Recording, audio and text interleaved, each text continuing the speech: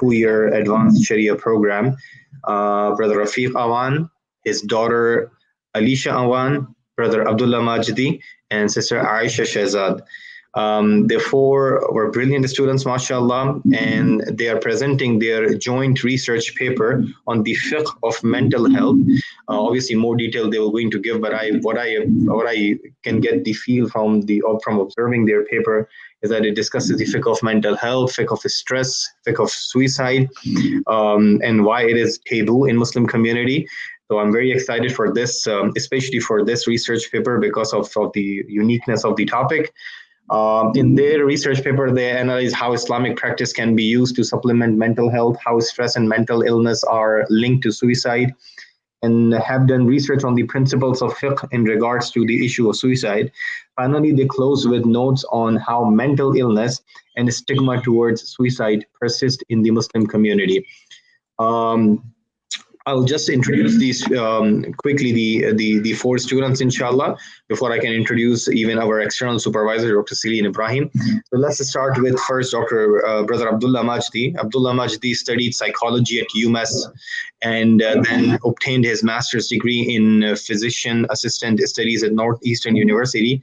He's currently a primary care PA at Worcester Recovery Center and Hospital, which is a Department of Mental Health Psychiatric Inpatient Hospital. Then we have Rafique Awan.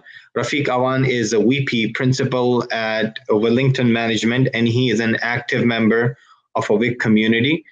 Then we have Aleesha Awan. She is a high school student and a Sunday school and also a Sunday school teacher at Worcester Islamic Center. And we have Sister Aisha Shahzad, who is a recent graduate from Clark University. She's double majors in psychology and biological science. She currently works as a mental health counselor under UMass Medical School and is passionate about Muslim mental health. And now we have Dr. Celene Ibrahim. Actually, she just joined us. So Dr. Celene Ibrahim, just let me introduce her, inshallah, and then I will going to give the forum to our students, inshallah. Dr. Celene Ibrahim have a very impressive bio. She teaches Islamic studies and has co-directed the Center for Interreligious and Communal Leadership Education, a premier global hub for interreligious studies and at Andover Newton Theological School and Hebrew College. She has published widely on themes ranging from Muslim feminist theology to Islamic leadership in North America. Dr. Celene Ibrahim currently serves as Muslim chaplain for Tufts University. She holds a PhD in Arabic and Islamic civilization from Brandeis University and a master's degree in women's and gender studies and Near Eastern and Judaic studies. Also, she have a master's of divinity from Harvard University, Harvard Divinity School, and a bachelor's degree in Near Eastern Studies with highest honors from Princeton University. We have an honor that, mashallah, today, Sister Dr. Celene Ibrahim have joined us. How are you, Dr. Celene? Assalmaulykum wa rahmatullah. Jazakumullahu khairan. My sound is coming in okay, I hope. Just one little note, I am no longer at Tufts. I am currently at the Grattan School where I teach religion and philosophy. But the Tufts community is in good hands with Brother Abdul Malik Merchant, who many of you probably know. So Jazakumullahu khairan for inviting me in, and I enjoyed the paper and I look forward to commenting upon it.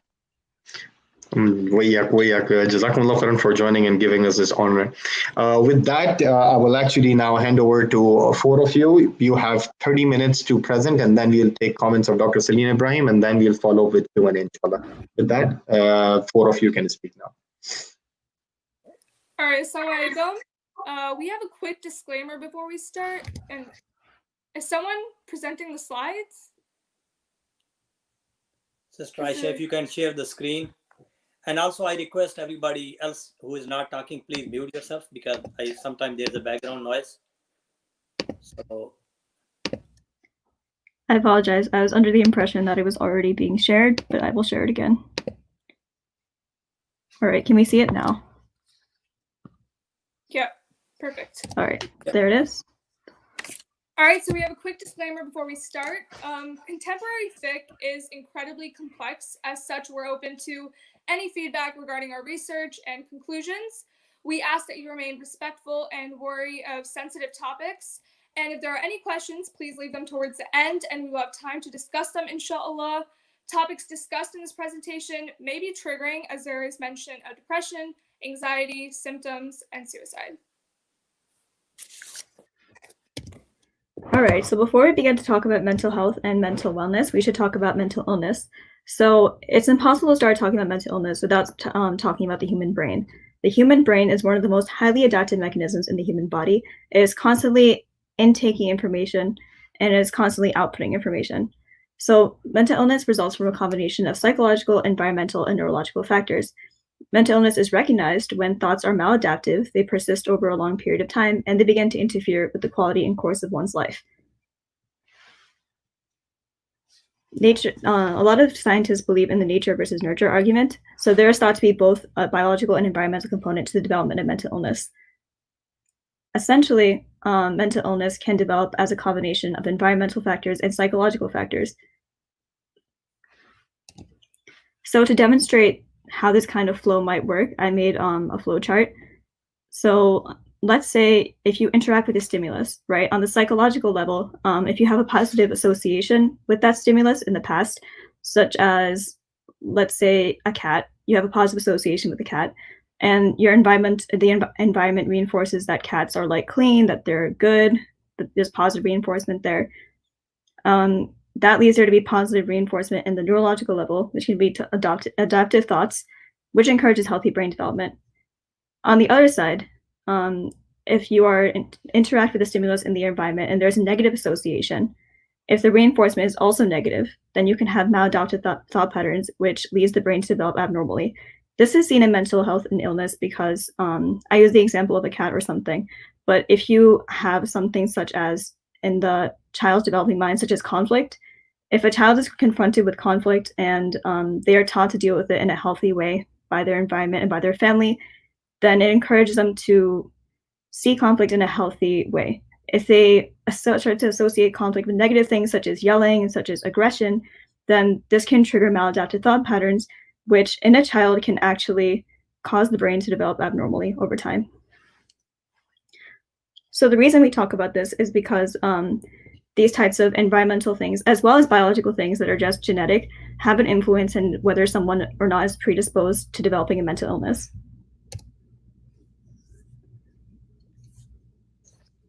Yeah, Jazakallah, Sister Aisha. So I will step back and talk about, before we really discuss mental health, I want to go back and talk about in layman terms, Allah has blessed us with a body and soul. So all of you know that. And if we think about body and soul, for us to really have a peaceful and a healthy and successful life, it's extremely, extremely important that we maintain the balance and have both body and soul healthy. I think all of us do a very good job to take care of our body, which is a physical health. For example, we regularly go for annual physical checkup. And in addition, we do exercise, we do diet, and all those things that we need to do to really take care of our body. But the question is, are we really making a same effort to take care of our soul, which is extremely, extremely important because, as I said, both body and soul work together. And if one of them is actually ill or not healthy, it will affect the other and vice versa. So I think the big question here is that when we really taking care of our soul, which is also known as nafs. And you can also think about when you're talking about soul is really your inner self. So you have outer appearance, which is a body, and then you have an inner self, and which is a soul or nafs. And even sometimes we also use the spiritual health or emotional health. So it's, in Quran, Allah really used the word nafs to explain your inner self. And our Islamic scholars and really came up with this science of soul, Islamic psychology, and they have done huge amount of research and what we can do to actually improve our mental health, which I will talk about shortly later on. But I guess the key thing to here is to understand what is mental health. The mental health is really kind of taking care of your inner self so that you kind of control your emotions, you control your feelings, and you don't really allow external events that are happening to you to control you. So moving on to the next slide, I think we need to step back and look at what Allah tells us about how can we really improve our inner self or improve our mental health. And Allah says clearly many times in the Quran, and one of the famous ayah that I would like to quote here is Allah bi zikrillahi tatma'innul qulub. So what it means is that Allah is telling us that indeed we find peace only in remembrance of Allah. So there's no doubt that it's very clear that we will find the peace in remembrance of Allah. But I think the question comes up that, yeah, we pray 5 times, we actually do fasting, we go for Hajj, we do all the good things, but we still don't have a peace. Why? And I think that's where we need to step back and understand, okay, are we really remembering Allah like the way we should be? Are we fully submitted to Allah?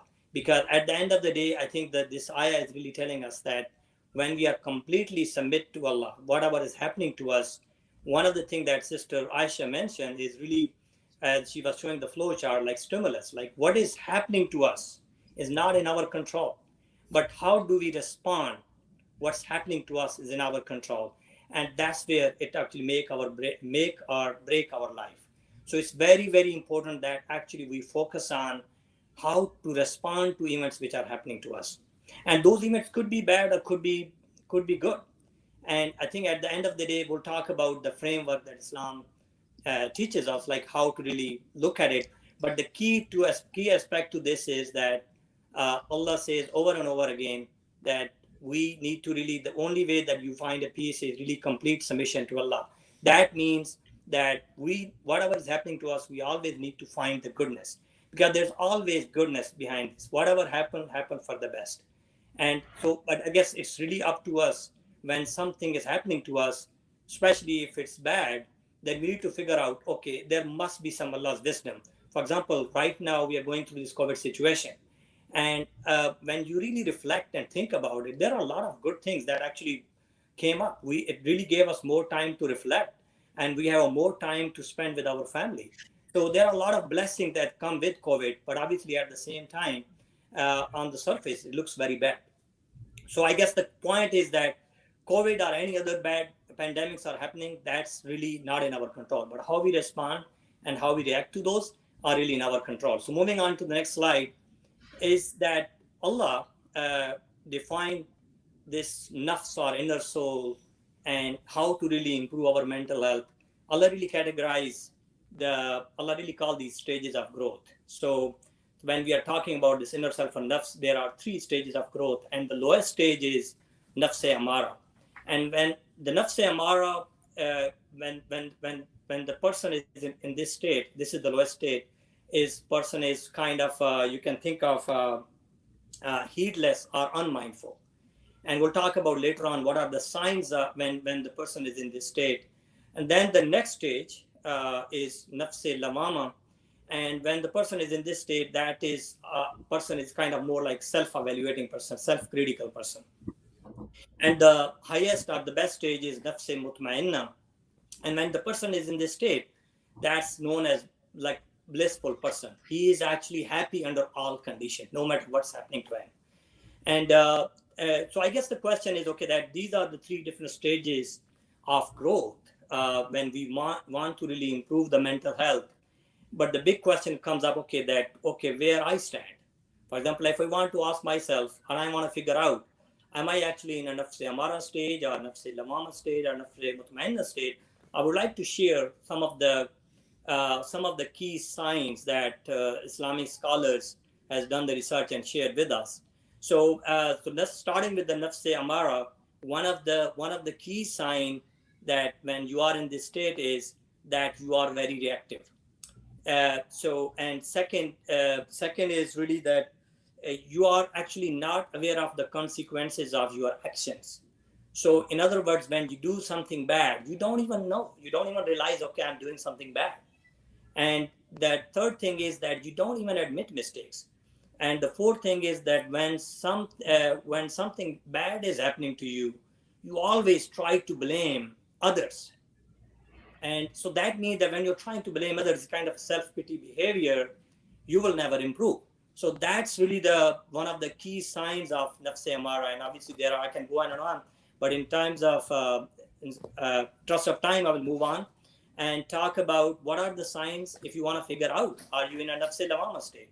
So one of the, as I said, that the person who is in the nafs lawama state is also known as kind of self-evaluating person or self-critical person.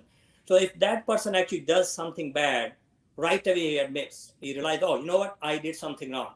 And if he does something wrong and he did not really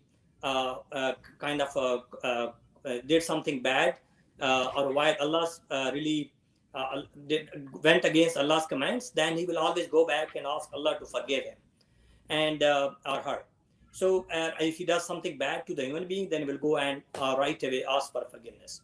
So that's really one of the key signs of a person when you are in this state. And another thing is that the person, when you are in this state, you have clear goals and you always strive to improve every single day.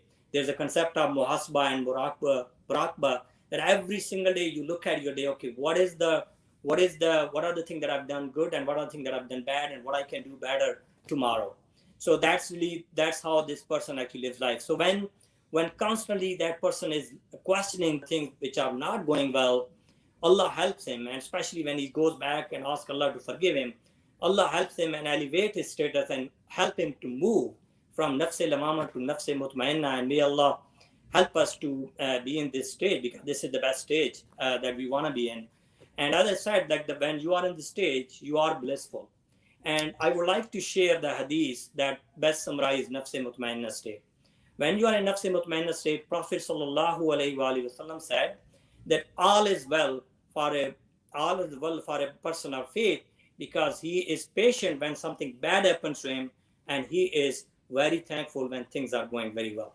So in other words, this hadith really summarized very well that, going back to Sister Aisha's stimulus thing, that what is happening to you is not in your control, but how you really respond is in your control. So if something is bad happening, you are still patient. So that means you are still peaceful. That means you're also, obviously your mental health is improved, and you're emotionally very strong when you are in this state. So moving on to the next slide, is that Imam Ghazali and other Islamic scholars, they have done a lot of great work. Unfortunately, I was really surprised to read all about this, and the work they have done is amazing. And I would say probably the best approach that I came across is really this Al-Ghazali approach, and how Imam Ghazali actually shared with us, like, how can we really improve and move from one state to another state. So, for example, if we find out we are in nafs amara state or nafs lawama state, what we can do to move from that state to the next higher state. And I think the Imam Ghazali says that the Imam Ghazali model is really contain 5 constructs, and I'll talk about this one by one. The key starting point is, as I said, I shared the signs of those different 3 stages, right? And so first starting point, you need to figure out where you are. So once you know, okay, where you are, then you need to kind of list down all your shortcomings, the things which you're doing bad, and then you need to look at and say, okay, that what I can do to purify my heart. So in order to purify your heart, you need to look at what is the input to your heart. One of the key input to your heart is your thoughts. And if you are really allowing the negative thoughts to creep in your heart, that means that will really impact your heart, and all the diseases like backbiting, show off, and all those will creep in. So that's what you want to really make sure, that you really kind of control your negative thoughts and really figure out what are the diseases of your heart and what you can do to really overcome and cure those diseases. And then the second thing, that's not enough. You need to constantly cultivate, just like the way when you plant, and you need to really water it regularly, and you also need to make sure there are no weeds. So just like that, it's a constantly never-ending process that you need to keep working on it, and every single day. And the next stage is self-evaluating. So this goes back to muhasaba, that you need to look at every single day, what are the things that are not going well? Did I backbite today? Am I actually angry, or did I hate anybody? So that simply goes back to forgiveness, right? So all the great things that Islam shares, if we really act on it, then we really, inshallah, Allah will help us to move to the nafs mutmainna state, which is the state of happiness. So with that, I will hand over to Brother Abdullah. We'll talk about that. For some reason, if you move to the stress and other things, then Brother Abdullah. So as Brother Rafique shared the Islamic framework to practice, which may help mental health, including stress. Stress is an important aspect of mental health, defined as physical, mental, or emotional factor that causes body or mental tension. This can be either internal or external, internal being, being sick, or external, the environment, psychosocial situation. The body responds to stress by initiating a complex fight or flight response, hyperarousal state to overcome that perceived threat. Physiologically, this goes on to mean the body increases breathing, heart rate, blood pressure, blood sugar. It releases nutrients to the muscles, dilates pupils, a whole bunch of things that happen in the body. Primitively speaking, this response increases your chance of survival. So, if you were a caveman, you needed to fight a bear, all of these things will help you fight that bear. Now, one of the problems really is that the response doesn't matter if it's internal or external. Now, when the threat is no longer present, the body then resets and goes back to its original state. Acute stress is meant to be short-lived. Extremely stressful or traumatic events can actually cause a mental health condition, cause post-traumatic stress disorder, which results in vivid flashbacks, nightmares, uncontrollable thoughts about the event. This chronic stress results from prolonged stress. Physiologic changes that I described previously, they're very taxing on the body. They can lead to hypertension, obesity, cardiovascular disease, sleep disturbances, digestive issues, anxiety, and depression. These changes over time negatively affect the brain, impacting attention, memory, and the way that we deal with our emotions. Stress-associated mental health conditions such as PTSD, anxiety, depression, all of these can be very debilitating and increases the chance of suicide if unmanaged. Next. Absolutely. So as you established, mental health and wellness is an essential part of overall health. So when mental health progressively gets worse without treatment, there's an increased risk for suicide. This includes obviously when there is prolonged stress. In the case of PTSD, when you have your body keeps reliving the stress response or keeps reliving the stressful event and it does not go back, then your mental health progressively gets worse because if you don't get treated, eventually an increased risk for suicide. So how do we define suicide? Suicide is intentionally causing one's own death. Suicidal ideations, which are more broad in definition, can range from fantasizing about not wanting to live to inflicting self-harm with or without the conscious decision to end one's life. So in that way, suicide is a little bit of a spectrum. Like we said, suicide results from stress factors and their subsequent impact on psychological well-being. Specifically, negative thoughts that are conjured in response to stressful events, whether environmental or psychological, they have the potential to persist, become invasive, and eventually integrate into regular thought patterns. Again, the longer the stressor is ongoing or the psyche remains untreated, it can give cause to psychosocial consequences, and depending on the circumstances, can give rise to a wide variety of symptoms. Most of the time, suicide is an end result to long-term stress and seldom spontaneous. It is important to note that while intervention decreases the risk of suicide, it is no way able to cure ideations. So Brother Rafique was saying in his analysis of nafs, for example, that a lot of times we cannot control the environment, but kind of improving your mental health has to do with controlling how those environmental aspects affect you. This is pretty similar to the principle of cognitive behavioral therapy, in which you deal with your mental health issues and symptoms by controlling your physical response to those issues, as opposed to controlling the factors you can't control, such as the outside factors. All in all, it's a practitioner's goal to allow a patient to live a fulfilling life as possible, despite the prevailing illness, which is also in line with the Islamic principle of preserving life.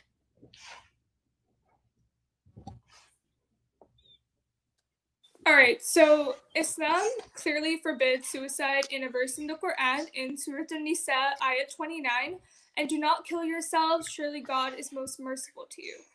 The prohibition of suicide has also been recorded in statements of hadith. Suicide is prohibited in Islamic law according to evidence from the Quran, Sunnah, and the consensus of Muslim scholars.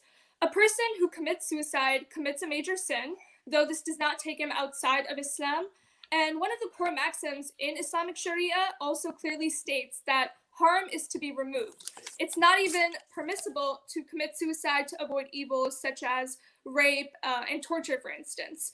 For example, it is impermissible for a girl to commit suicide for fear of rape, and she must defend herself against the attacker, even if this means killing them. If she is killed in the process, she's considered a martyr or a shaheed because she died to defend her honor. And the same applies to those who face humiliation and torture. They should resist their assailant, and it is impermissible for them to commit suicide under the pretext that it is more honorable to kill themselves than to accept captivity and torture. However, it is allowed in Islam, under extreme circumstances, to lie to save your life. This is shown in the famous story of Sumayya, who is the first martyr in Islam, the first shaheed in Islam. I'm not going to go over the whole story because of time and whatnot, but basically, a Muslim is obligated to be patient at times of affliction and fight injustice to the best of his or her ability.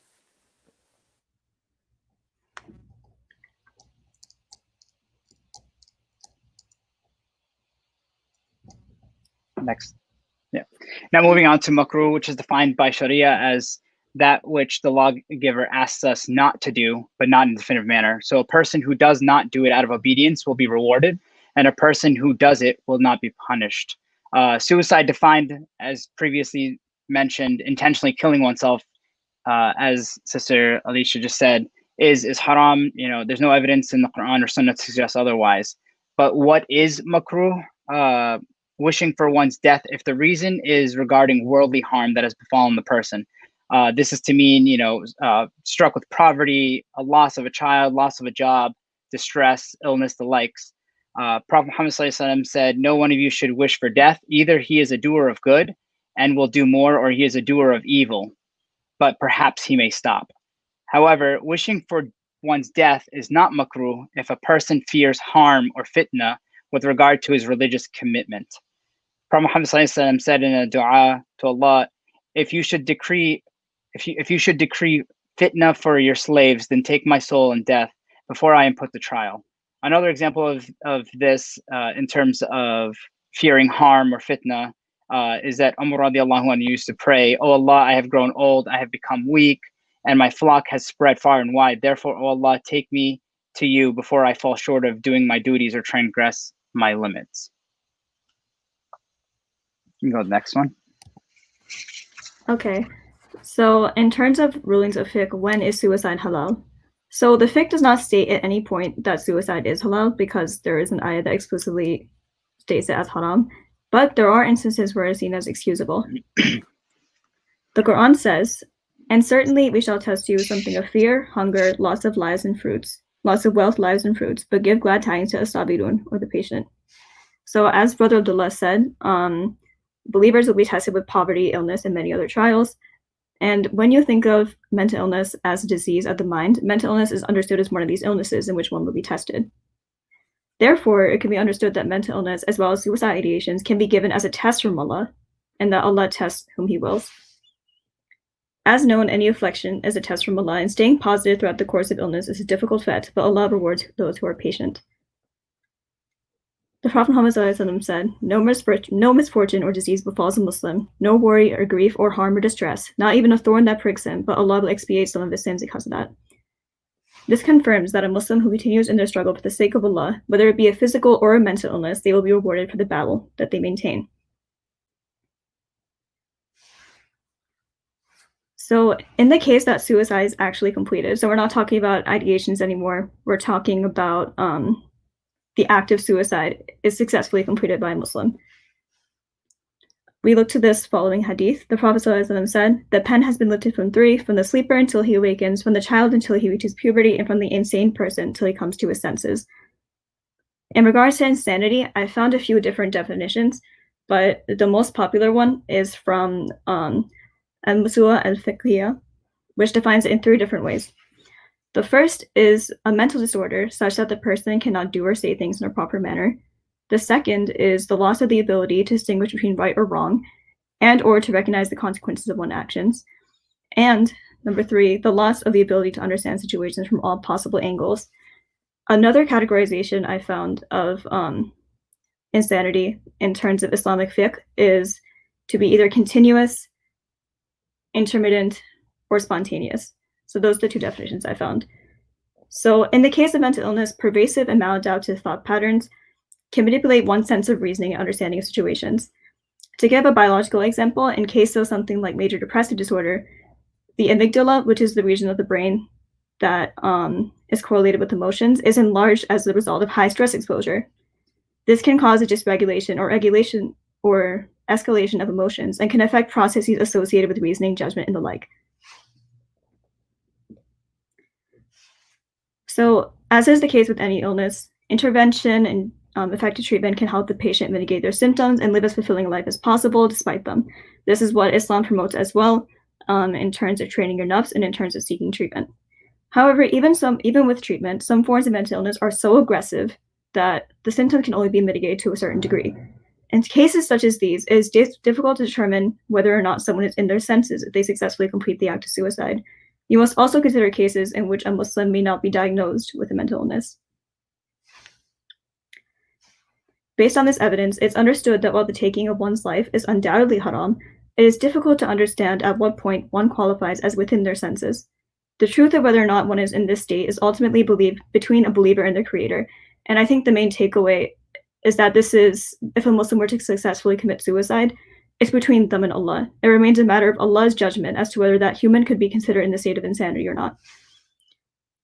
The 4th core maxim of Islamic fiqh states that certainty is never annulled except by certainty and can never be annulled by mere doubt.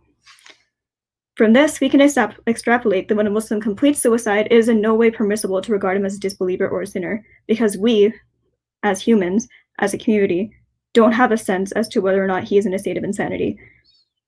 As we had demonstrated, certain mental illnesses can completely manipulate one's sense of reasoning, which may induce short-sightedness and ability to understand the consequence of one's actions, or can influence one's ability to understand the situation from multiple angles. In addition, there might be Muslims who, due to a number of reasons, some of which we will talk about later, were never able to be diagnosed with mental illness or never sought treatment for it. Therefore, since we can never rule out insanity, we can condemn the actions of a Muslim who commits suicide, because we're just not sure. To conclude this section, the act of suicide is haram when committed with complete and full intention and a sound mind. However, the argument of whether someone is in a sound mind is heavily up for debate and is very difficult to determine. Decisively, it is impossible to say so based on assumption alone, whether or not someone intentionally committed the act with a clear mind. This remains in Allah's knowledge and Allah's judgment, and Allah knows best.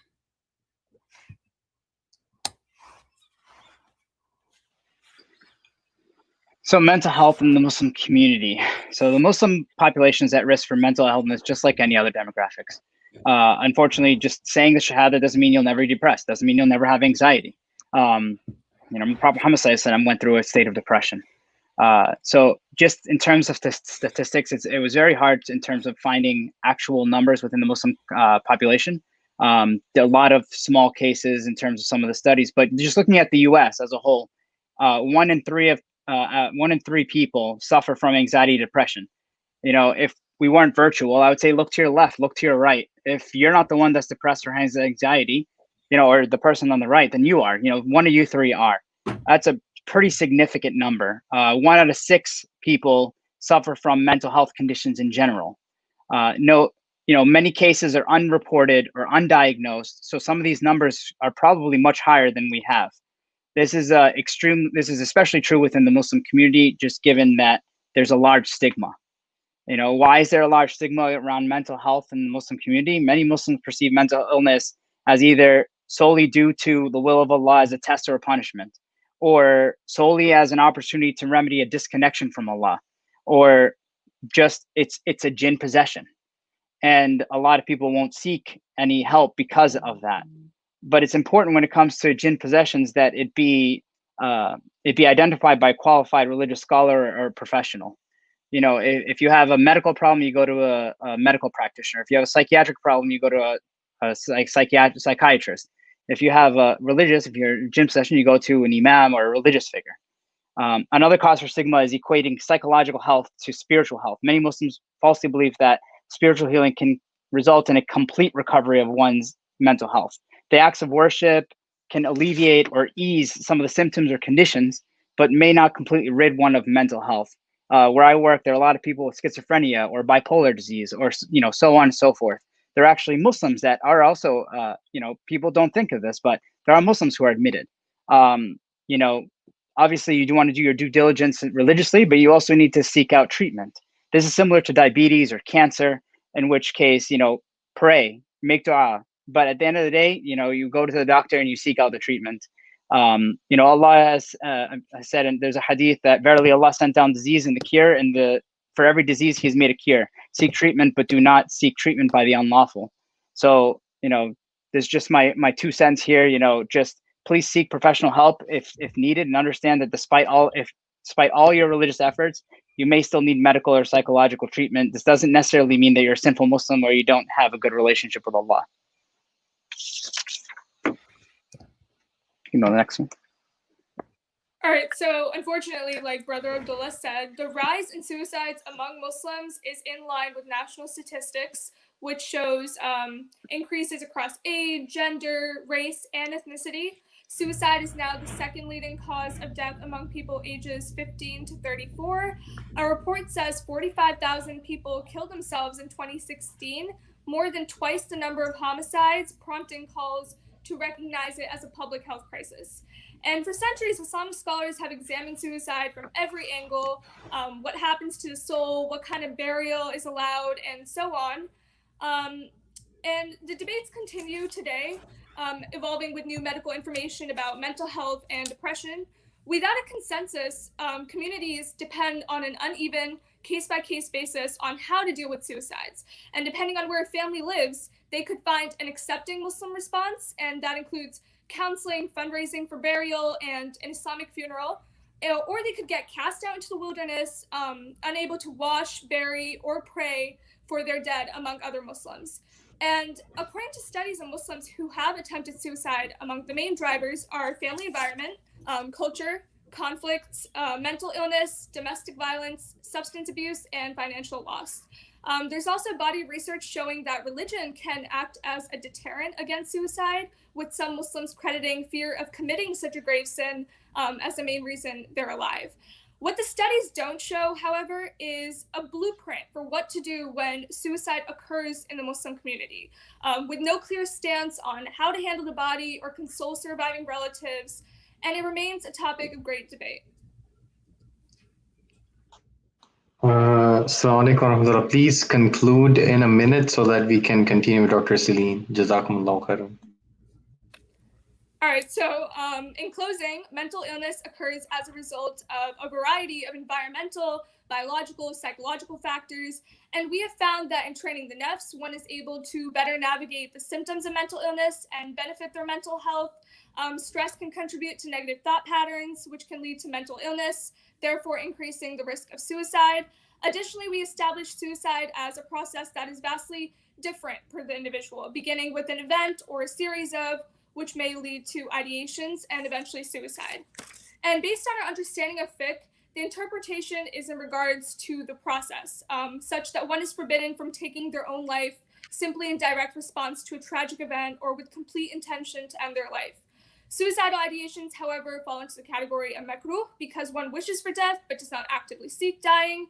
And finally, we see that in the case of insanity, which is hard to discern, suicide can be considered not halal but excusable. And navigating mental health in the Muslim community can be difficult given the stigma that pervades it. This is incredibly detrimental because many Muslims who experience mental health issues do not receive proper treatment, leaving them at higher risk for suicide. This despondency has led to many communities having mixed opinions about Muslims who choose to end their lives, denying them rituals such as burials and janazah. And in any state of mind, whether one is healthy or suffering from illness, it's always best to have patience and trust in Allah's plan and take time to evaluate yourself every day. Thank you. Jazakumullahu khairan to all of you. And now, without any further delay, Dr. Celene Ibrahim, your comments.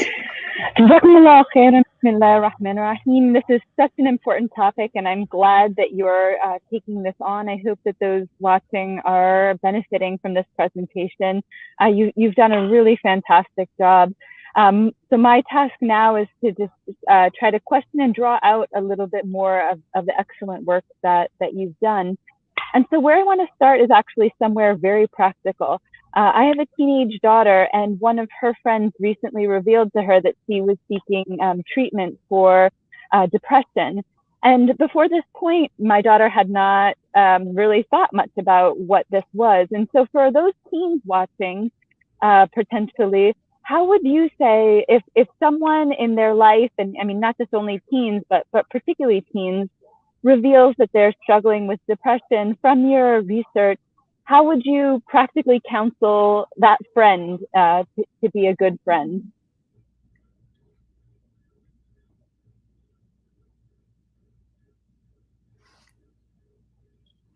So I can speak to what I think, and other people can jump in. So I think the important thing, and this is speaking to what we were talking about stigma, is that in the Muslim community, but also in greater society, there's already a pervasive stigma against mental health and mental illness. So opening up about these kind of things can be very difficult. Once someone does open up about them, if you're talking about an Islamic setting, I think the best possible thing to do, in any situation, obviously, would be to encourage them to see a specialist, whether it be a therapist or a psychologist, or get an evaluation. In the case that they are Muslim, then I personally think there should be greater efforts to kind of have Islamic practice and things like CBT meet in the middle somewhere. So maybe there could be some coalition of imams and scholars and therapists who can develop some kind of alternative way to help specifically Muslim youth struggling with mental illness. But I think the most important thing is to be supportive and to be validating of the fact that depression is a thing that can affect anybody, and that the most important thing is that they seek help and treatment.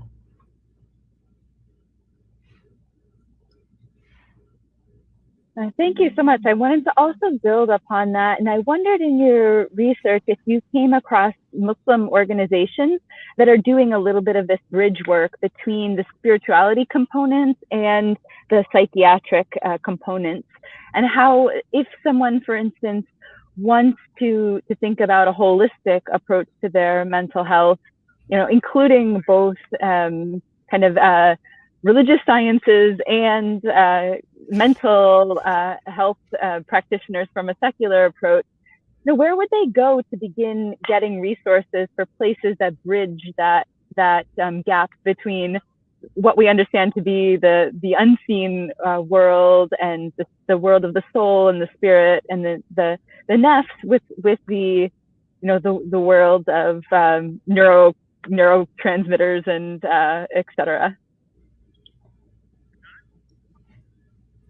Absolutely. Does anyone else want to speak to that before I jump in? Actually, can you share the reference, the slide that we have at the end? So we do have a slide there in terms of mental health resources. A lot of these are, I mean, the first one is obviously the National Suicide Hotline. You know, if you are actively going through this problem, you need somebody to talk to right there and then.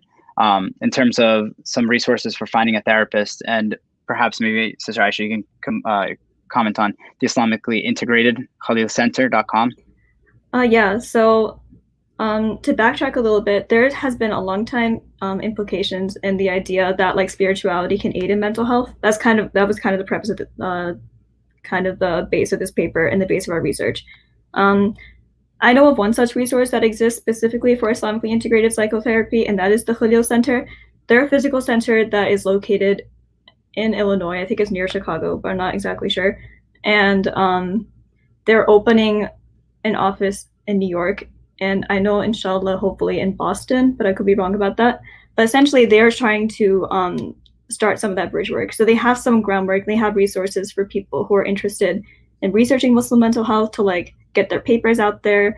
They have a network of people who are willing to work with that, and they also have online counseling. So if any of the audience or if anyone at all is interested, you can actually go onto their website and book web appointments. They are paid, obviously, and you can meet with professional therapists that have kind of that cultural context and have the kind of Islamic background.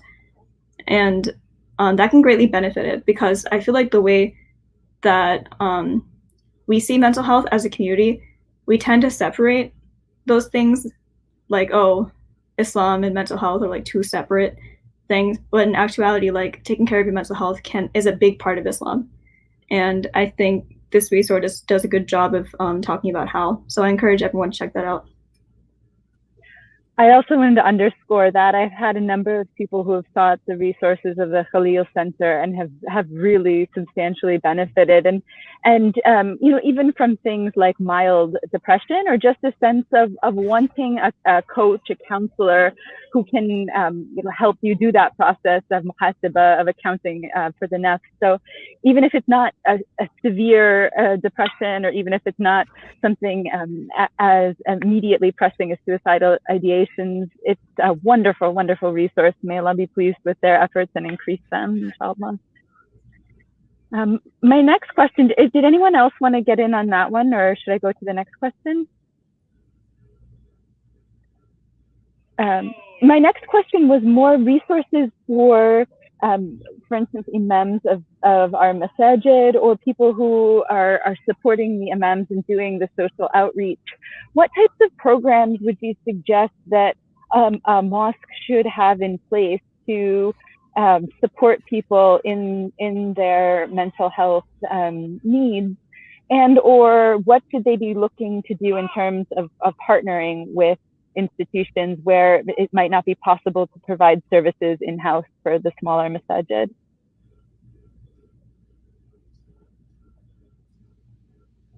I mean, to be honest, you know, Imam Asif, I think, does an excellent job bringing up a lot of mental health and trying to really normalize the stigma.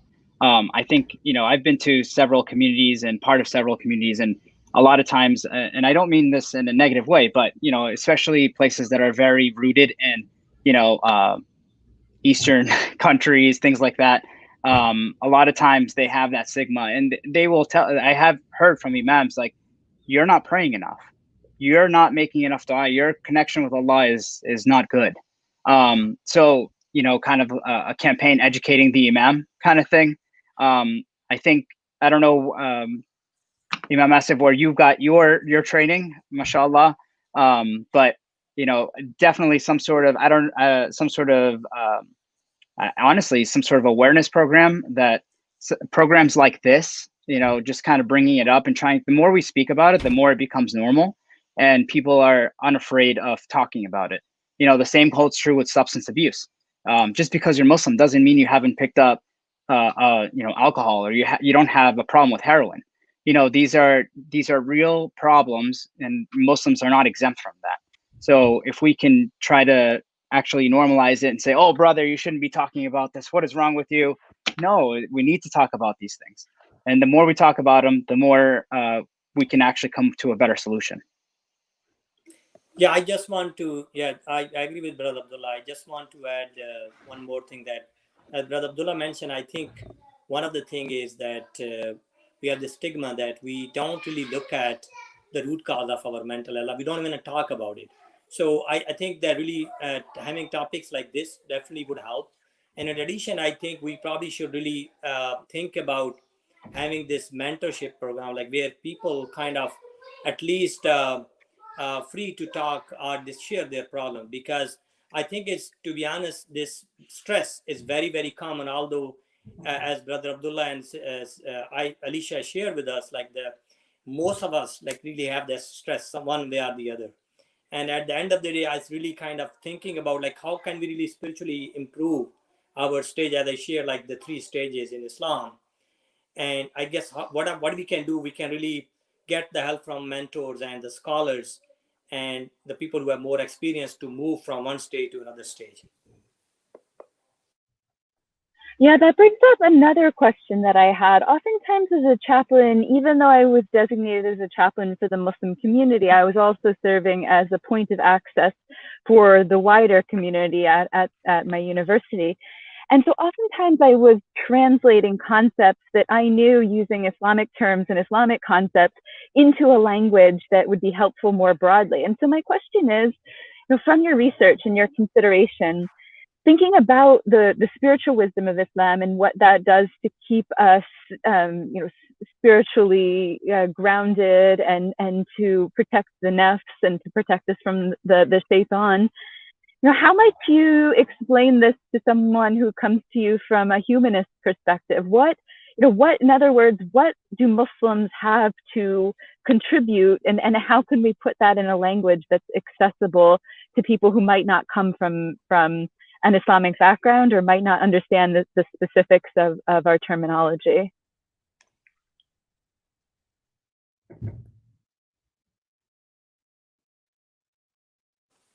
Yeah. So maybe Abdullah and Sraj, can I take this? Yeah, of course. Yeah.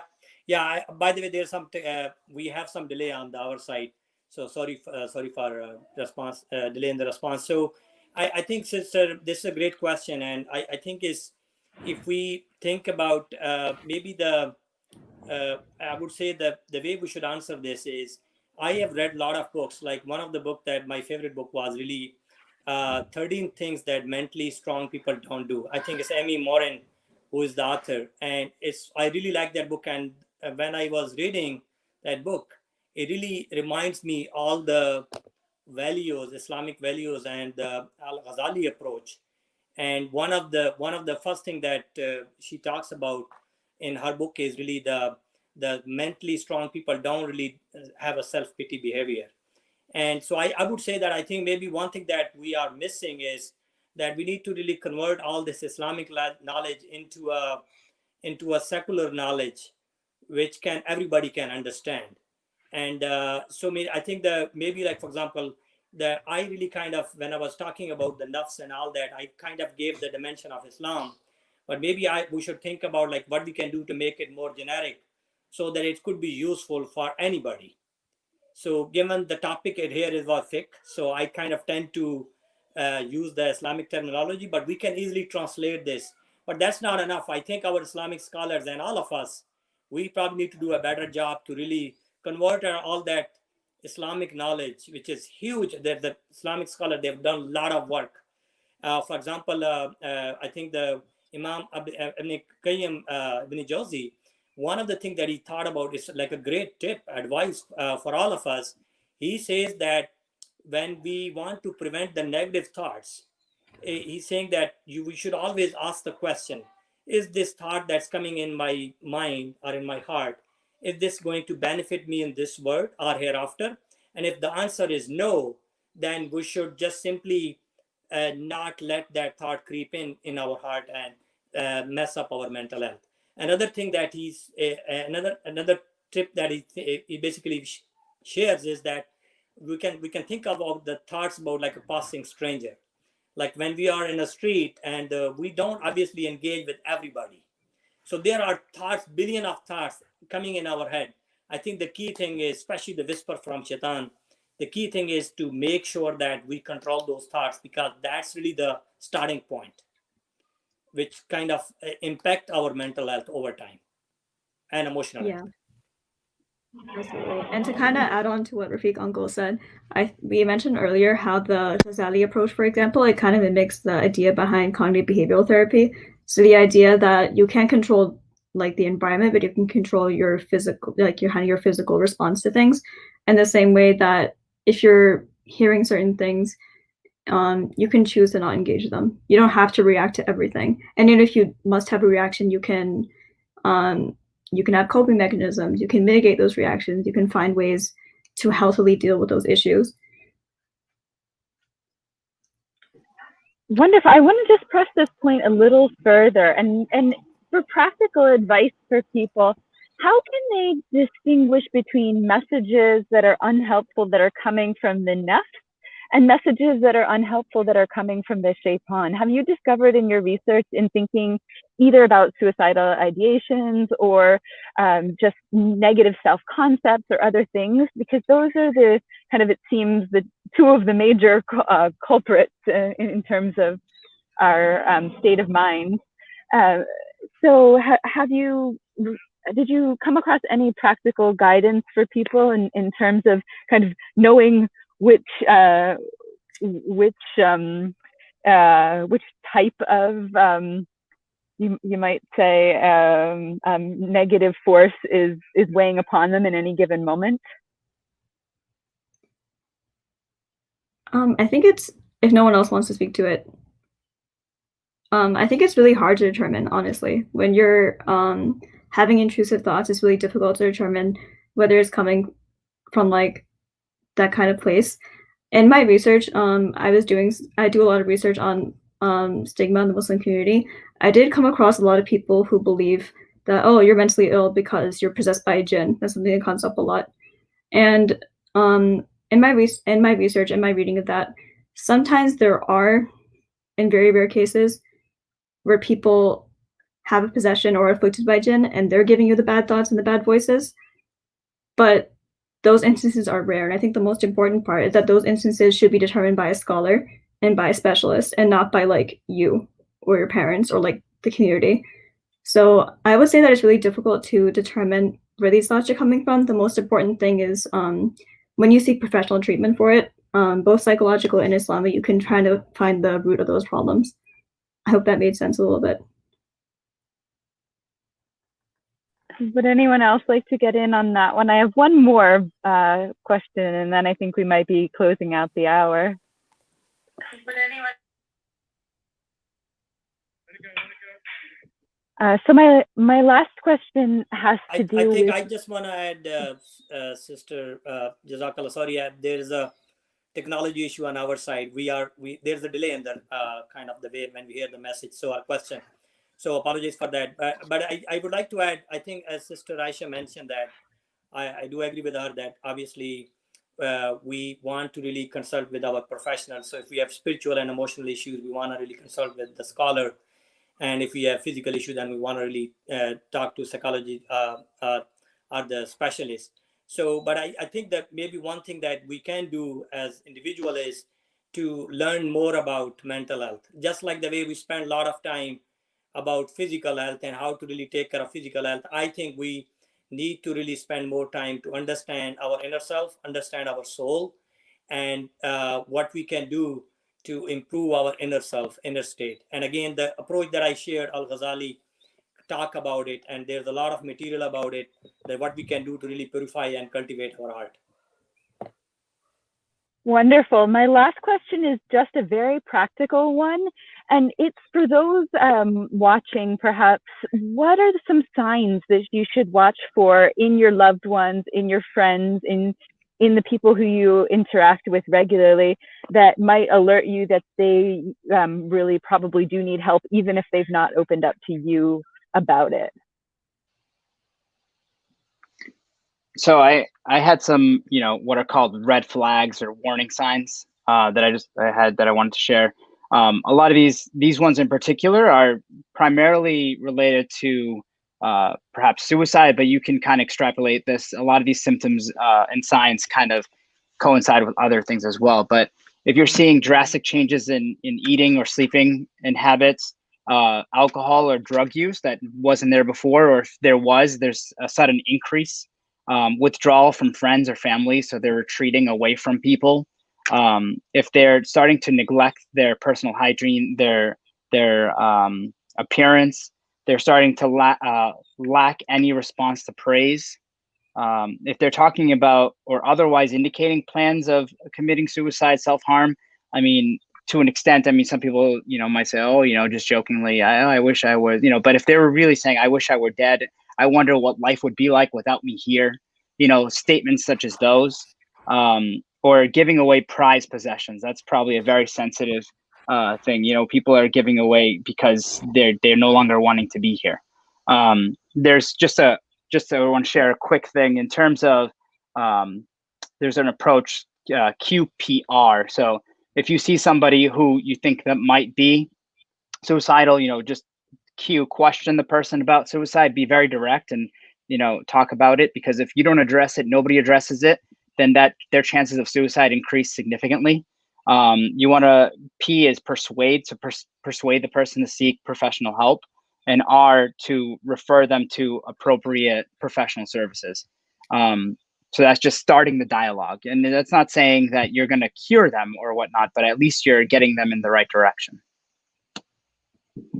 Wonderful. Jazakumullah khair, and this has been really beneficial. And I'm my battery power, I'm actually, as you see, I'm outside, and my battery power is actually on 1%. But so we're still passed out, and we're at 8 o'clock. So alhamdulillah, the qadr, the measuring out of my battery was just enough.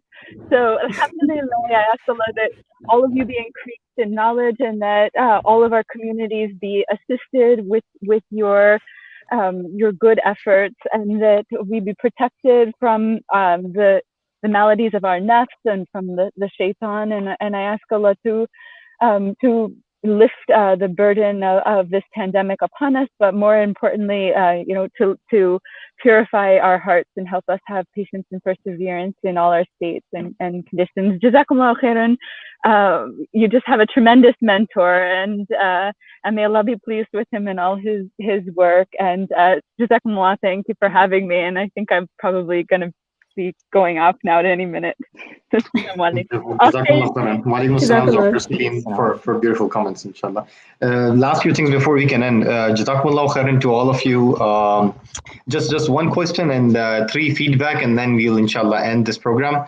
One is one of our viewer, brother Nawal Ahmed, beautiful community member, asking this question, that have you found anyone to get cured of mental illness even after they sought help? Just 1 minute answer. Whoever wants to answer this. Yeah, so in terms of mental illness, actually, there's a lot of reverb going on. Hold on. I don't know if you guys can mute. So in terms of mental illness, it's, I equate it to diabetes here, because diabetes, you can live a long, healthy life with diabetes. You just have to seek out the treatment. Now, will you be cured of diabetes? Probably not, but you will be living life with a controlled diabetes. And I view mental health the same way. So we have patients that come in, and you wonder how they even manage their life the way they were prior to coming into the institution. And by the time they leave, they're living a functional life, just like everybody else. And so I guess that's how I would answer that question. That's a beautiful way. Inshallah, we're going to just give 3 feedback, inshallah, quickly, and before we can end, inshallah. I know we are 3 minutes already above 8. So quickly, first, you should add these things in paper, and this is for all of you. First, because this is a fiqh paper, so you should add, is it wajib, makruh, dislike, mubah, permissible, haram, prohibited, to go to a therapist? Because all of you have said that this is a stigma in Muslim community if you're struggling to go to a therapist. But from a fiqh perspective, when I see fiqh of mental health, I should see that what are the Islamic principles from the fiqh aspect, because we know either wajib, makruh, mubah, haram, halal, all these things have to be using fiqh references to urge people if it is wajib or sunnah. And inshallah, I can help you with that. But this is one thing where I think you need to add this in paper, inshallah, before we publish it. Second, what to do spiritually, medically, logistically, means you last slide, brother Abdullah shared that call this number, and Khalil Center, it's as Aisha shared. But to make a complete list, spiritually, these are the du'as, medically, logistically, when a thought of suicide comes, from fiqh aspect, what's wajib, what's sunnah. So this is again something which we can add, inshallah. And last thing, inshallah, for Rafique Bhai, he uses the translation soul of nafs. And I know that many of the English Quran translation does it. They use nafs as a translation of soul. But a person who is a student of Arabic language, I found this is a very shallow translation, one of many possible translation, because nafs is extremely hard to translate. Similarly, just like it's very hard to define the definition of personality in psychology. So I would say that there are so many ways you can translate as nafs, like sometimes you can translate as living being, sometimes as life, sometimes as personality. To find a way or context where you can define nafs, or maybe keep using nafs and explain to the audience that this is so rich word that it cannot be encompassed by one word. So that we're going to help, inshallah. But yeah, that's the feedback, inshallah. Hope you all have taken benefit, but I'm so proud of you, all of you, mashallah. May Allah subhanahu wa ta'ala bless all of you. Amazing paper, amazing presentation, and amazing teamwork, mashallah. May Allah subhanahu wa ta'ala increase this understanding, inshallah. And I hope to see you in the next class in Fiqh of Zakah, inshallah ta'ala. Jazakumullahu khairan. Assalamu alaikum wa rahmatullahi wa barakatuh. Assalamu alaikum.